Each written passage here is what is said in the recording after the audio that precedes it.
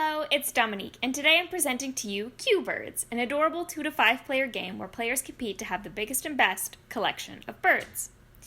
Setup is nice and easy. After shuffling the cards thoroughly, lay them out in a 3x4 grid with lots of space on either side. It's important that each row contains 3 unique birds. If there are any rows with 2 or more of the same bird, switch out the cards until you get 3 different birds in each row. Next, deal 8 cards face down to each player. This becomes the player's starting hand. Each player then gets 1 face-up card. And this card is the first bird in their collection and stays face-up in front of them. The object of the game is to be the first player to get 7 different species of birds in their collection, or to have 2 species of at least 3 birds. To add birds to their collection, players must draft cards from this main grid. It's helpful to think of the grid as a series of rows, because the rows are really what we're looking at. On a player's turn, they're going to identify from which row they want to pick up birds. To make it clear which row I'm talking about, I'm going to say that the player wanted this bottom row, and I'm going to isolate it over here. In real gameplay, you don't actually move the rows. I'm just, for explaining purposes. If the player wants this magpie and this owl, they need to play this flamingo from their hand on the left side of the row. See how now there's a sandwich, a flamingo in each side, and the magpie and the owl in the middle. The player is now able to pick up the parrot and the owl and add them to their hand because these are between the 2 end cards. After the player picks up their cards, the designated dealer slides the new flamingo card to be next to the existing flamingo card and adds a new card from the draw pile. The dealer must always add a card from the draw pile to the row if there's only 1 species of bird in that row. So for example, the next card the dealer drew happened to be another flamingo. They would have to keep adding cards until they got a new species. For another example, if a player decides they want to pick up these magpies, they need to have a toucan in their hand. They would play the toucan over here and pick up all the magpies. On the other hand, if the player wanted to pick up the toucan, they need to play a magpie over here. Placing a magpie here means the player can only pick up this 1 toucan because of the magpies are surrounding the toucan.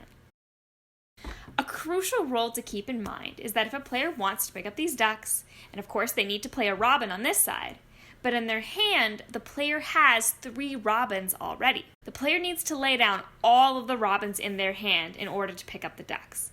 Even if the player has 10 robins in their hand, they would need to play all 10 robins in a row next to the cards to pick up these 2 ducks. All cards of the same species need to be played all at once. This can obviously create some tough choices about which cards to pick up based on what the player might have to put down. Drafting cards from the grid is mandatory on each player's turn. But if a player can't play a card to surround any birds, they must play a sort of dead hand, placing 1 species from their hand on the grid anywhere they like. And optionally, if they want to, after placing this card, they can draw 2 cards from the draw pile and add them to their hand, hopefully allowing them to play on their next turn. The second part of a player's turn is optional because it might not always be possible. As I said before, the goal of the game is to have either 7 different species in their collection or 2 species of at least 3 birds. To get these birds into their collections, players need to have the right number of species to make a flock. Take the robin card, for example. This fraction in the top right hand of the card indicate that a small flock of robins, a player needs to have at least 6 robin cards in their hand. If this was the player's hand, they could discard 5 of their 6 robins, adding the remaining 1 to their collection face up in front of them. To make a large flock, the player would need at least 9 robin cards. A large flock means that the player would discard 7 of the cards and keep 2 for their collection. If a player had 10 robins in their hand, they would need to take all 10 out of their hand, even though the flock only technically needs 9. Same goes for a small flock, having 7 or 8 cards. They all need to go. Each species has their own ratio of small to large flock. On a turn, a player can only reveal 1 flock, but they are never forced to flock. Once a bird has been added to a player's collection, it cannot be put back into play. As soon as a player has no cards left in their hand, the current round ends, and while the cards laid out in the rows in the play area remain, all players must discard their hands and draw 8 new cards, no matter what they had. The player who ends the round becomes the new dealer and is now in charge of replenishing the rows.